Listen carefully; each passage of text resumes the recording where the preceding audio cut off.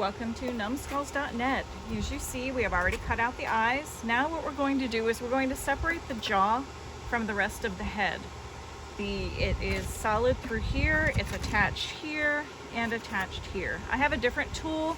It's just because the one I was using before was really big, and I'm actually more comfortable using a smaller tool. It's just my comfort level.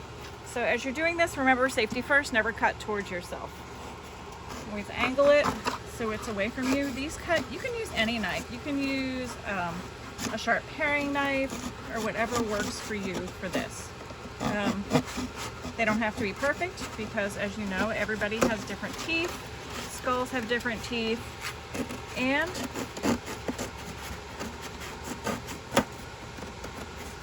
it's one of the ways that we make uniqueness. All right, so you see that these have separated out. Now I'm going to go into here to cut here. I'm using the sawing motion. Make sure not to grab this and yank on it because you may break it. Don't do that. This one is a little more attached because it's thicker here. There we go. You see it broke off. And then here, this one is attached better here because that's how this individual one is. Done that. I'm going to do this right here. Careful not to go too much, and boom, it has separated off. This is my jaw that's come off.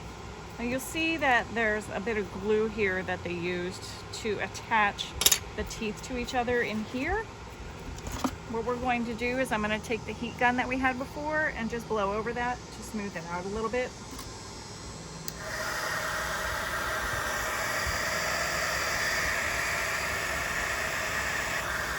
Get rid of some of the excess styrofoam that's on there.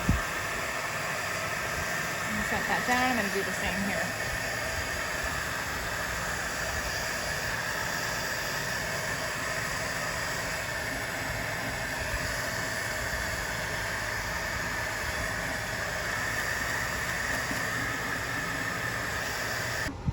We smooth these out a little bit, but I also want to take my sanding block here and round them off a little bit more.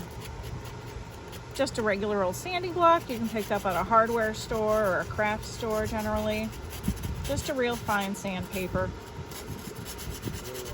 Takes the glue off. That's fine. And come over here, do this edge, because we also want to round it a little bit. Because normally teeth are not absolutely perfect. Woo! I keep dropping it. Just trying to get that glue off, a little bit more pressure. There we go.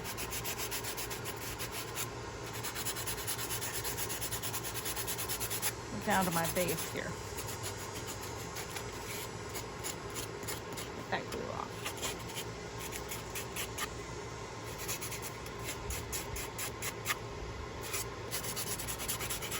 And what we want to do is, later on in another video, we're going to show you how we attach this jaw, reattach it back, and make it articulate like this. The problem is, as we're doing that, you might see over here how this individual tooth is catching. So it's not allowing us to open the jaw. We are going to fix that problem right now, people. We just want to cut it about the same level as the other one. Make sure to always cut away from yourself and be very careful with this. Do as I say. Cut away from yourself for safety. That just broke right off. Be careful not to cut yourself. You can make a little fun like that. So now you'll see when I put it back in here, we're gonna make this nice again. This is gonna open right up.